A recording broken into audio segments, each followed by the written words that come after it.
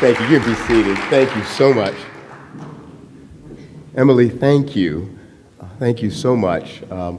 Last night, I was with some of the deacons of the diocese with Bishop Benfield and some of the deacons, and one of the deacons asked, will there be a future for the church and its bold and courageous witness for a world that looks something like God's dream for it? And when I answered, I said, there already is a future. It is present. If you ever spend any time with young adult service corps volunteers in this church, you'll know that the future is already present and their leadership is already emerging. And when Emily stood here and introduced me, you just saw the future that is already present. God is not finished with this church or this world yet. Thank you, Emily. Thank you. And to Mark Grovemeyer, I don't know where Mark is, who has been our host this weekend. Thank you, sir, for all of your work and your commitment to changing this world. And to Dean Rutherford for your gracious welcome and invitation and the work you do here. Thank you. Thank you for doing it. And to Bishop Benfield, again, I don't know where he is in the room either. Oh, there he is. There, a humble servant that he is, in the back. There he is. But my friend, Bishop Benfield, it is good to be with you, brother. Good to be with you. And I thank you for coming. I was asked to share some thoughts on the role of religious institutions in sustainable development, thinking internationally, I think, for the most part. And I'd like to do that from a broader perspective, but I think it is directly related to that. I was a kid in high school when I heard this quote, and I had never heard it before. I was working on a political campaign as a volunteer. I won't tell you what campaign it was. That way I can stay bipartisan. But I was working on a campaign, and I heard a speaker quote George Bernard Shaw, who said, and I quote, "Some men see things as they are and ask why. I dream things that never were and ask why not. Some folks see things as they are and, frankly, in despair, throw up their hands and cry, why? The people in this room dare to dream things that never were and ask why not. Why not a world where no child goes to bed hungry? Why not a world where we learn how to lay down our swords and shields down by the riverside to study war no more? Why not a world where every man, woman, and child is a child of God, equal before God and equal under the law? Why not a world where everyone has equal opportunity, not only in this great country, but throughout the world? Why not a world where we actually, with the technological capacities that are available to us today, why not a world where we actually make poverty history? Why not? Why not?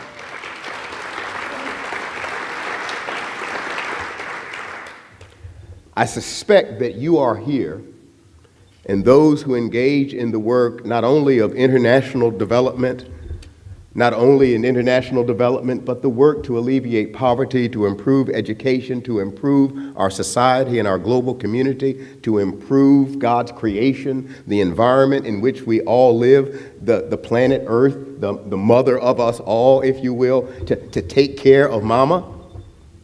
That's what it really is, to take care of mama and to take care of each other. That those of us who dare to continue the work of service and of making a difference do so, answering defiantly the question, why, with a why not? And behind that question, I know you didn't come here for a philosophical discourse, so I won't get lost in that, but behind that question, whatever George Bernard Shaw actually meant, and I'm just going to leave George Bernard Shaw out of it for the moment, but whatever he meant in that quote, behind the question, when you look at it, is a challenge to the way things are and a conviction that things can be better than they are. It is a refusal to settle for the status quo. It is a conviction that the world can be different. and that maybe the most diabolical deception that is possible is to convince us that things don't change. Some folks see things as they are and ask why. But we sitting in this room, and I suspect we who are people of faith, we who are Christian, we who are people of goodwill, dare to ask why not. So the question that was presented to me was, how can religious institutions enable and support sustainable development which can improve the lot of the human family and help to save the environment in which we all live? And so I thought I would engage that with just kind of three quick points. First one, and don't go to sleep on me now, I'm going to get to it, but the first one I would call partnership. Second one I would call relationship. And the third one I'd call stewardship. Now I'm a preacher, so it's got to rhyme. But let me unpack partnership. I was a young priest. This would have been in the early 1980s. And I had taken a call to St. Simon of Cyrene Mission in Lincoln Heights, Ohio, which was a small, little bitty black town, 1 square mile in size, just north of Cincinnati, that was originally settled by folk moving up from Kentucky, Tennessee, and Georgia, heading up into the north during the Great Migration in the 1920s and 30s. And it became a settlement and a little community. It was a profoundly poor, impoverished community. I mean, I remember when we got sidewalks. I mean, I actually remember I took my young daughter out there and let her draw her name in the sidewalks.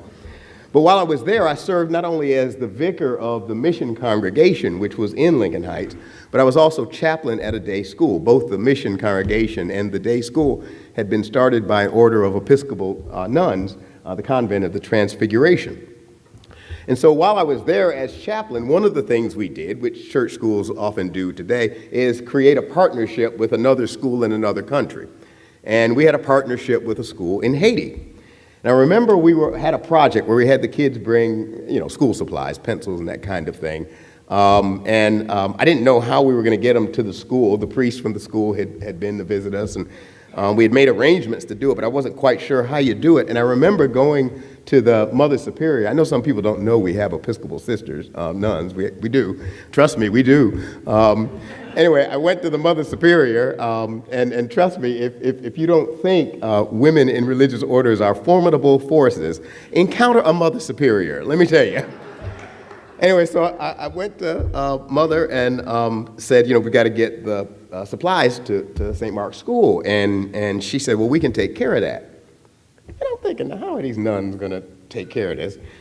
Lo and behold, I found out that the Sisters of the Transfiguration, their mother house was in Cincinnati, in Glendale, Ohio, communicated with the Sisters of St. Margaret, whose mother house was in Boston, but who had a house in Port-au-Prince.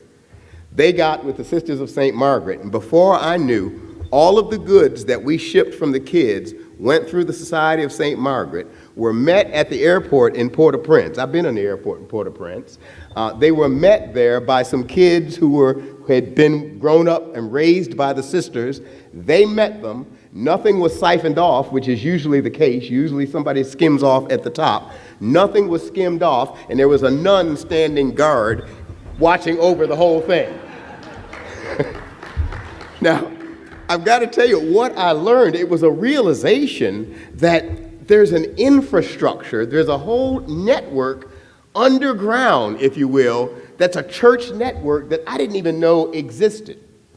And if you travel in much of the developing world, especially in Africa and Latin and South America, you will discover that these networks of churches and congregations and religious communities and societies and various institutions, these networks are actually on the ground. And they've been there. Now, I know they have relationship to a missionary heritage, which can be ambiguous and has its issues. But the truth of the matter is now, these networks exist. These church communities exist. They are actually on the ground. I remember a few years ago when Rowan Williams was the Archbishop of Canterbury. And he said one of the reasons the Anglican Communion, of which the Episcopal Church is a part, we're just a tiny part. We're barely 2 million here, but when you go around the world, it's about 85 million folk. There are a whole lot of us. And that's why I always kind of link up with them so we look bigger here. But a few years ago, Rowan Williams was with the House of Bishops, and I don't even remember the occasion now, but one of the things that he said in his talk was that the Anglican Communion matters not simply as a matter of ecclesiastical polity. It does have to do with our polity and how we live out our faith. He said it matters because it is one of the largest human service delivery networks and systems in the world. It is a connectional system that has connections in 168 countries, 85 million people. And the average Anglican today, this is the descendants of the Church of England, and Her Majesty is sort of the head of the Church of England. I can't imagine what it must be like to have the Queen for your boss. But anyway, that's, and she is, and this is the descendancy of the Church of England. And yet, as Justin Welby, our current Archbishop of Canterbury, has said, the average Anglican is an African woman with at least 2 children living in sub-Saharan Africa in a tiny village. That's the average Anglican. The Roman Catholic Church is even bigger than that. Add the Lutherans on top of that. Add the Methodists on top of that. Add the Mennonite connections on top of that. Add the various worldwide federations of Reformed churches on top of that. My brothers and sisters, we forget this in America. We are talking about a huge network that delivers human services throughout this world, and this isn't anything new. They've been doing it for a long time. The Roman Catholic Church is the largest charitable organization in the world. Now, I say all of that. This has nothing to do with bragging. I say all of that because I want to suggest that if we imagine the possibility of real normative and ongoing partnership between religious institutions, government, and not-for-profits, or non-governmental institutions and agencies, we may find the capacity to move human services, and not only human services, but some of the technological development possibilities from the macro level to the micro level, actually on the ground. Saw that a few years ago in the when our Episcopal Relief and Development, which is small by comparison to some development and relief agencies, but a few years ago, they had the Nets for Life campaign to deliver mosquito nets to reduce the spread of disease. Anyway, they had did this, but the one unique thing that several corporations jumped on board with, Episcopal Relief and Development became the system not only for delivering nets, but other institutions had found it difficult not simply to deliver the nets. That's the easy part. The tough part was, how do you train people in the communities to use the nets? How do you train a network of people to be able to repair the nets and replace the nets? And how do you sustain that over the long haul so that malaria actually is being prevented until we eventually get a vaccine that can stop it? Episcopal Relief and Development worked with the Anglican dioceses in the various countries where they were doing that, and through church networks went from diocese to various convocations, and from convocations to various parishes and missions, and parishes and missions where the people actually were in little villages, rural communities, and in the cities. I have a feeling a real partnership of government, religion, non-governmental organizations, a real partnership. We could be talking about a game changer. We got a sleeping giant here, and it's time to just wake it up. Partnership. The second, relationship. Dr. Martin Luther King, before his death in probably about 1966, 67, said, and he repeated it often, "We shall either learn to live together as brothers and sisters, or we will perish together as fools." The choice simply is ours, chaos or community. I think he was right then, and I think it's true now. The truth is, human relationship may be one of the most critical factors, not only for those of us who are in the United States, but for us as a global community. Let me speak specifically about religion. One of the bedeviling realities facing us, which directly impedes sustainable development, directly impedes it and can stop it dead in its tracks, is religiously motivated violence. There are other things. Corruption is another one. There are a whole host of them. But let me just deal with the one I know. Religiously motivated violence. Now, the truth of the matter is that Hans Kuhn, Roman Catholic scholar, years ago, once said there will be no peace on earth until there is peace among the religions. He said it's that simple. By religions, he meant both formal theological systems and ideological convictions. No peace on earth until there's peace among the religions and the ideologies of the earth.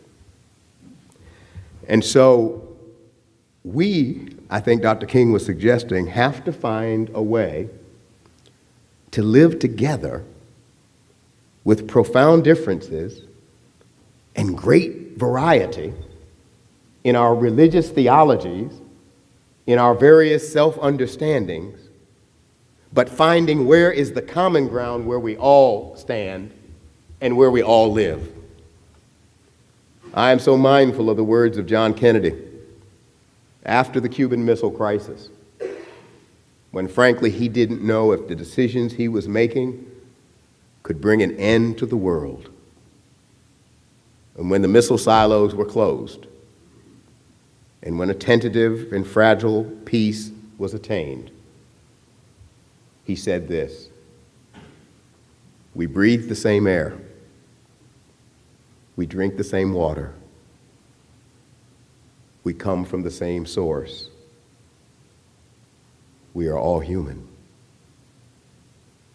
Dr. King was right. We'll either learn to live together as brothers and sisters or perish together as fools. And so I want to encourage us in the religious community, others in the governmental and non-governmental communities and entities to foster, and I'm deviating from what's on here. There actually is a sort of a manuscript here. I have a dialectical relationship with manuscripts. It's sort of, but I have a theory about religious extremism.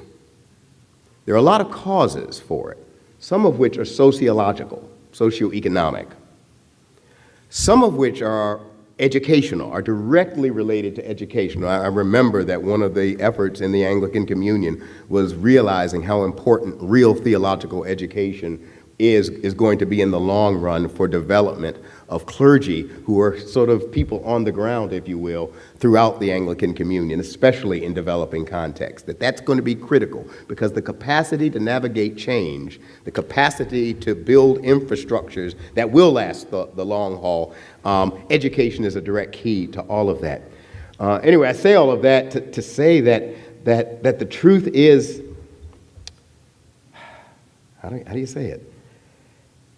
Not only is the social context part of it,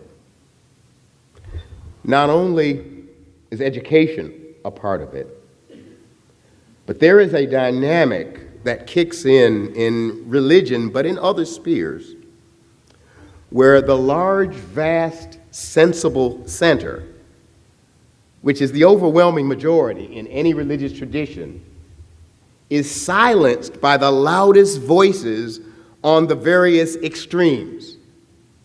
I've actually seen that dynamic happen. I've seen it. And the loud voices on the extremes don't have to be many, but they're loud. And everybody in the center kind of shuts down. And strategic entree in religious communities is to find ways to empower the center, to lift up the center, so that the center then can become the normative experience in the religious community, which it usually is anyway, but it's been silenced. Is that making some sense? And so anything that can help that to happen is going to be important. And a key is going to be education. That's going to be a key. The education of children. And a key to the education of children is equality and education and empowerment of their mothers. That's the key. We learned that in the Millennium Development Goals. There's no question about that. You want to do sustainable development, you want to lift up communities, get to mama.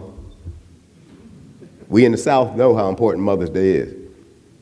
I know I never missed a Mother's Day. Father's Day, But the truth is that women and mothers in particular are the key. When Archbishop Welby said the average Anglican is an African woman with 2 children living in a rural community in sub-Saharan Africa, that is the key. That woman, empowering her so that she can empower her children so that they can begin to lift communities. That is the strategic entree into lifting up a whole people and a nation. It really is. And so a few years ago, Episcopal Relief and Development partnered with Islamic Relief USA. And it was a remarkable partnership that was intended to combat gender-based violence against women, specifically in Liberia. And to do so, again, using church and Muslim networks that actually got from the idea up here to actually on the ground in the communities where they are. Because both communities had entrees in. And so it empowered, basically the way they've really structured this is clergy and imams in communities are trained in how to help and work with survivors, how to help to forge communities of women where they can come together and mutually support each other. They're trained in how to intervention methods when they're aware of gender-based violence. And yet the irony is the Muslim and the Christian clergy are trained together on this. Again, creating relationships for a common good. Imagine partnerships between government, non-government, religious institutions of all stripes and kinds. We're talking about a game changer. But let me bring this to a close. Let me conclude. The last thing I want to talk about was stewardship, environmental stewardship. And I remember I was at this was in 2008, I was at the Lambeth Conference of Bishops for the Anglican Communion, and we had gathered at Canterbury Cathedral, and there were some 800 bishops from all around the world. And we were there together for about 3 weeks, and each day or each several days devoted to various topics. And one of the days was devoted to the bishop and his or her impact on the environment, environmental stewardship. And we were able to listen, especially for those of us in the West, and especially for those of us from the United States. We're able to hear directly I remember a bishop from a diocese in Tanzania speaking eloquently of Mount Kilimanjaro and how the snow peak is not what it once was. I remember hearing other bishops from the continent of Africa talking about the growing seasons have actually changed, and they can't keep up and are having a hard time feeding their people. But I was most profoundly struck by the bishop from the Solomon Islands, who stood up and he looked at those of us who were Americans, and he said, "I'm from the Solomon Islands." He said, "I want you to know it was my people who saved John Kennedy and PT 109 when their boat was struck. We saved them and protected them. And now we need you to save us and protect us, because our island is sinking and we will have no homes if you, America, don't help us." care for God's creation is a religious duty. And if it's not a religious duty, it's a matter of self-interest. Some folks see things as they are and ask why. But we who have gathered here today dream things that never were and ask why not. Because the truth is, God is not finished with this world yet. And God has something better in store. Let me shut up, but let me tell you a story first. You know the definition of optimist, don't you? That when a preacher says, and in conclusion. But a few years ago, I had gone to Botswana to visit. We had a companion diocese relationship between, I was the Bishop of North Carolina, and we had a companion diocese relationship. And so I went to be with Bishop Trevor Mwamba and the good people there. And on one of my visits, I guess one of my first visits, we were taking a tour of various ministries, and we were visiting ministries, particularly of the Mothers Union. And in the Anglican communion, the Mothers Union, it's the women's auxiliary. I mean, I guess that's the best way to phrase it. But I got to tell you, it is. You want to talk about an incredible network and a formidable force on the continent of Africa? It is the Mothers Union. I kid you. I have seen archbishops cower before the Mothers Union. I mean, it really is. And what's remarkable is they have had a capacity to engage social issues and sort of drag the rest of the church along in them. They were engaging the spread of HIV/AIDS and the need for preventative public policy and intervention. They dragged the church. It wasn't the other way around. I mean, they really are it's a remarkable movement throughout the continent of Africa. Anyway, we were visiting various sites and ministries, many of which were sponsored by the Mothers Union, and several were daycare centers, which really are quasi-orphanages in light of the HIV/AIDS spread, which is somewhat getting under control in Botswana, but at that time it was still spreading. And they're quasi-orphanages because a lot of the children, their parents have died from complications to HIV/AIDS, and so the kids are being raised by grandparents or by the extended family. And so the daycare provides an extended context both for education and care and some respite for the grandparents and the surrounding family. Anyway, we went to several of them and ended our time by going back to Gaborone, which is the capital city, and to St. Peter's, which was both a daycare and an elementary school located on the campus of St. Peter's Church, there in one of the poorer sections of Gaborone. And we went there, and Father Andrew, a dear and wonderful, one of these guys, Father Andrew is the kind of guy who's all over the world. These are local priests and clergy and nuns, and they're there. They actually live there with the people, and they work with them. Father Andrew, he's just the quietest, humble man you'd ever meet. I mean, this dude is like, I said, man, you are a real saint. He said, no, I'm not. I said, no, I'm not a saint. You are a saint. But anyway, we got there, and Father Andrew had the children ready to meet us, and they were over in the courtyard under a tree where it was shady, because this was the middle of the day, so they were in the shade. And so we got out and walked over, and the kids all stood up and greeted us, and they said, welcome, my Lord Bishop. And I said, well, they don't call me that in the United States, but I need to have you all give them some lessons back in the States for this.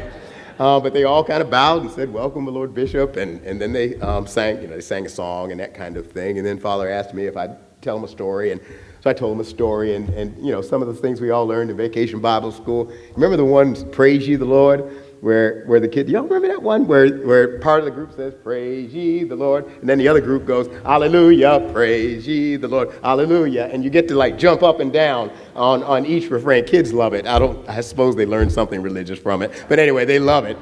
So they seemed to know it, so we sang that, and I told them a Bible story, and that was pretty much it. And anyway, when we finished, all of the kids, a father dismissed them to go play, and the playground was on the other side of the compound. And so he dismissed them, and all the kids do what kids do, at recess. They just kind of lickety-split, just all kind of went out and ran to the other side of the playground, of the compound, except this one little girl.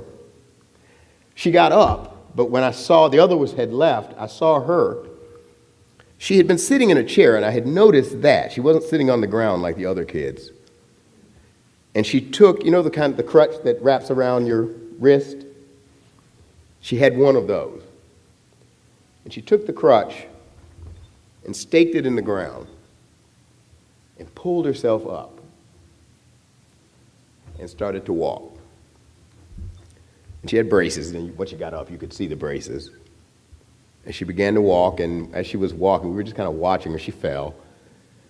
And you know how you want to, but they said, let her do it herself. She can do it. And she knew what to do. It was clear the physical therapist had taught her exactly what to do, and she knew what to do. She staked that thing in the ground, and that little sister just pulled herself up and started moving again. And I think she fell one other time as she was going. But as she was going, I asked Father Andrew who she was. And he said she's a little girl from the neighborhood, and that the director of the center, who is a college student at the university who runs the daycare part of the program, part of what she does, she's a social worker, part of what she does is to go out into the neighborhood looking for kids who may have some needs that aren't being attended to. She found this child, or heard about this child from people in the neighborhood. Grandparents were taking care of her, but she couldn't walk, so she was in bed. She wasn't ambulatory. The grandparents were doing the best they could. The long and short of it, they allowed St. Peter's to bring in the health care. Botswana has national health care, and so they were able to connect them to the health care system. They were able to get physical therapists in there. They were able to get visiting nurses in there. They were able to get her to the point, and Father said when we first started working with her, she couldn't walk.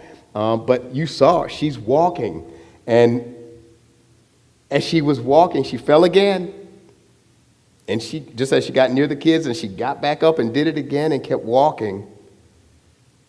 And as Father talked about her, he said, we believe that God has something better in store for every child. And it's our job to help that child find out what it is and then stand up and walk.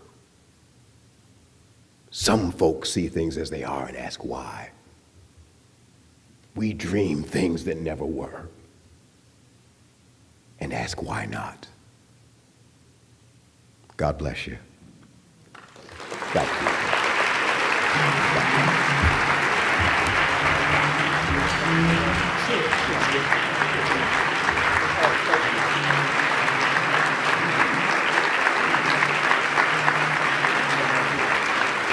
Thank you.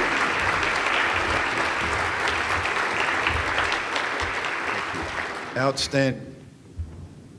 We have time for a few questions, so if you will raise your hand and get a microphone to you, this is an opportunity to ask the bishop anything you want. Yes, got a question coming right here. There'll be a microphone coming at you, right there.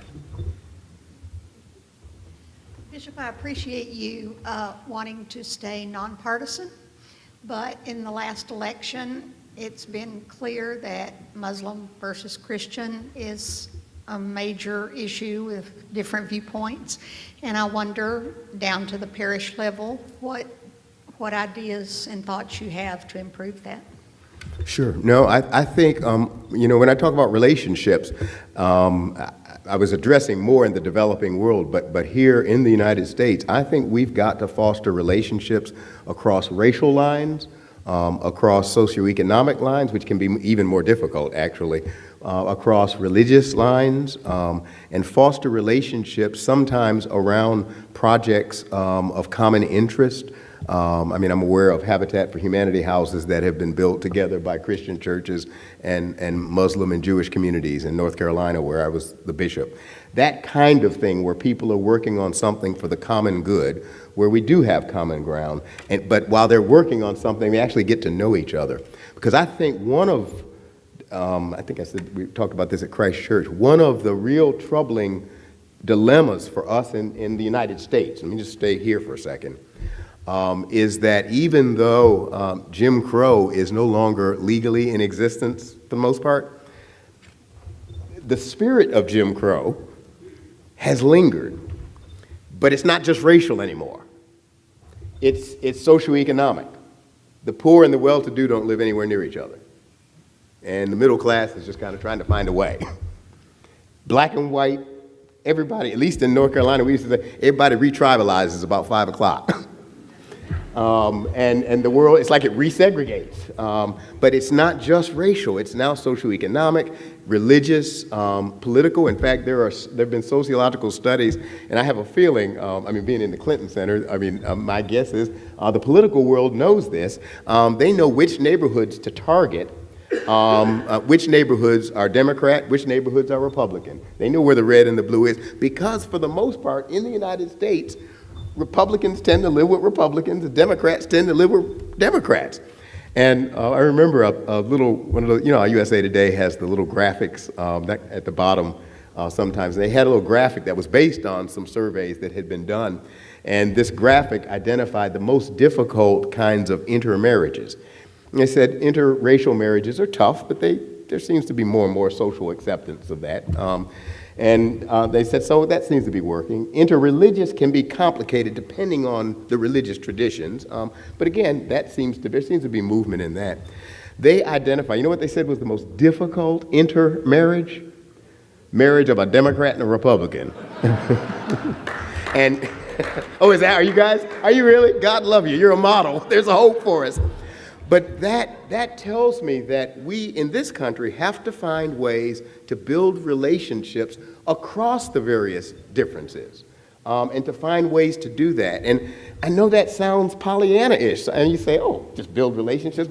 The truth of the matter is relationships are the social cohesion that make it possible for us to have an ordered and democratic society. And so the need to engage, that's where churches can really do that, reaching out to religious and faith-based communities that are different than we are, and could be of different religious traditions, and building relationships with them. That is really significant. So I'd encourage you and other church folk to do exactly that. Reach out to your Muslim neighbors, reach out to your Jewish neighbors, reach out for Episcopalians, reach out, find a Baptist, reach out. But reach out and build a relationship, and that's really important. Well, thank you. Great. Any other questions? Yes, got a question right back here.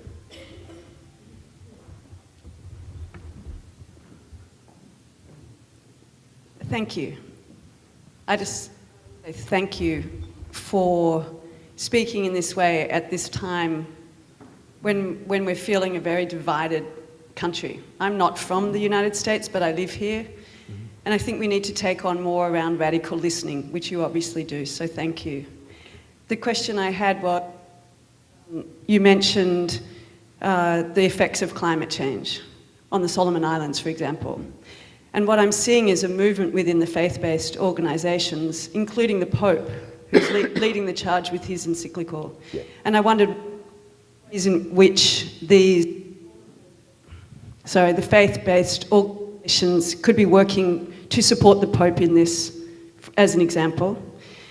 The second is, you mentioned non-governmental organizations working with government and civic society.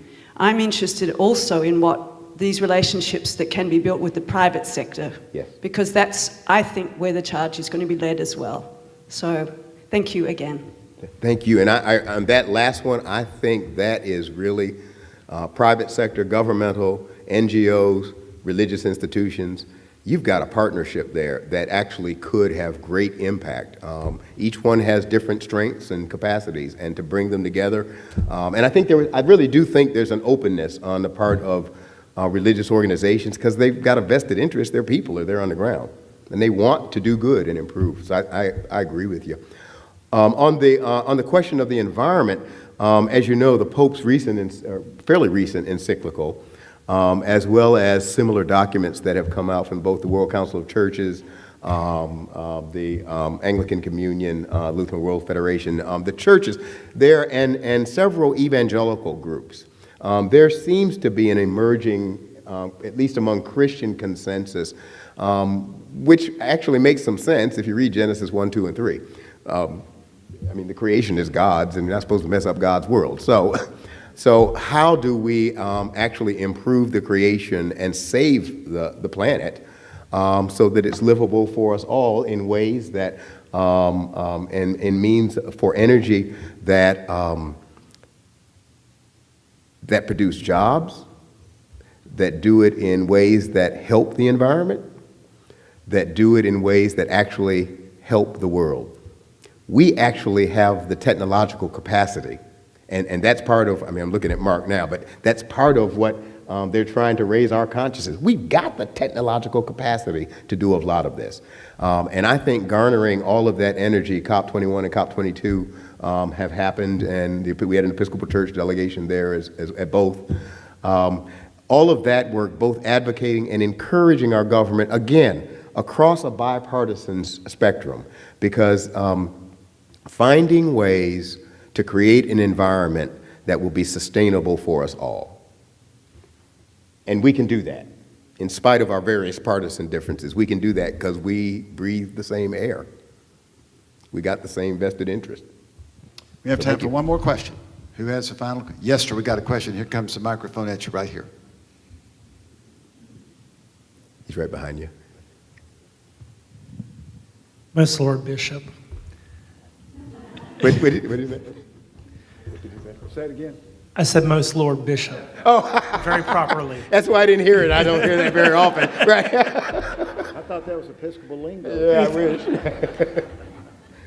I was in Minneapolis when our church boldly took a step for my community and the LGBT community. When His Grace Gene Robinson was made bishop, and it created a schism, sadly, within our church. And there was threats made by the Most Lord bishops, mainly from Africa, that we would be kicked out of the Anglican communion and whatnot.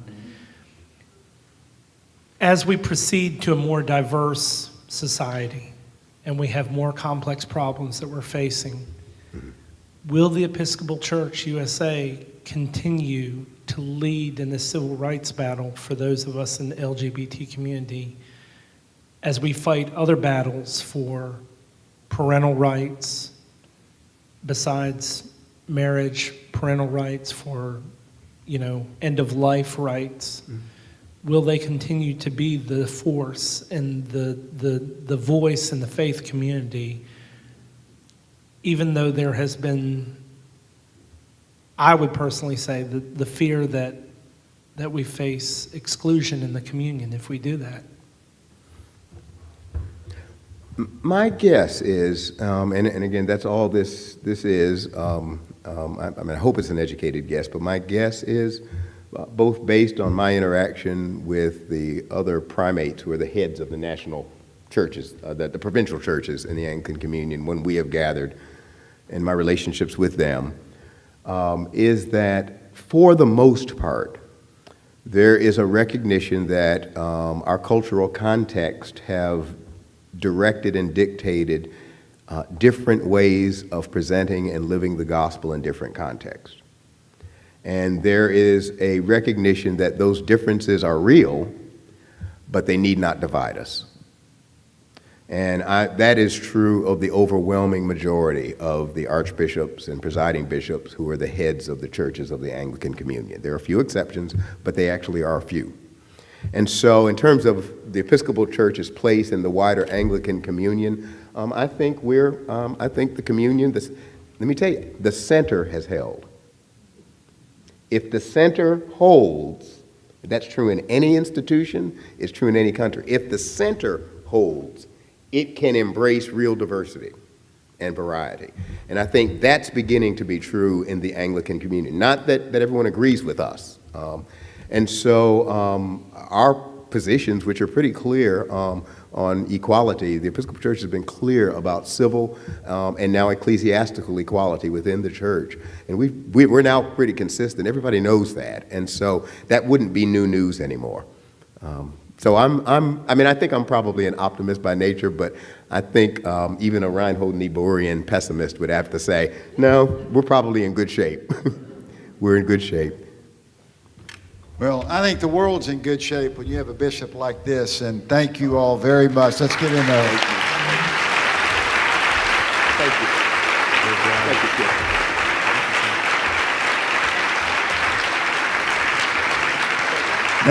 Now, you can't leave, Bishop. You got to stand up here.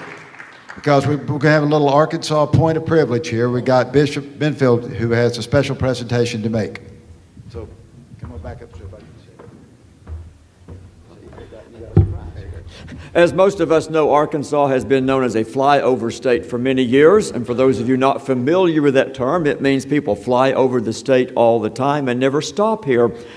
One of the things I discovered recently about Michael Curry is that he has been in the air a lot over the past several years and has always been flying over Arkansas as opposed to stopping in our state. This past Saturday was his first time to set foot in the state of Arkansas, and we are happy to have him here, and I think you've had a good time so far. Yes, sir. And we've had several folks who say, come back soon, and we all would want you to come back soon. At the same time, though, we realize you're not going to be here all the time. So the governor has said that you are now an Arkansas traveler, which means that you are going to be our ambassador for goodwill no matter where you are, as it says in other states, to the people of other nations beyond the borders of the United States, or wherever you may hereafter travel or reside. You're a traveler now. Thank you, brother.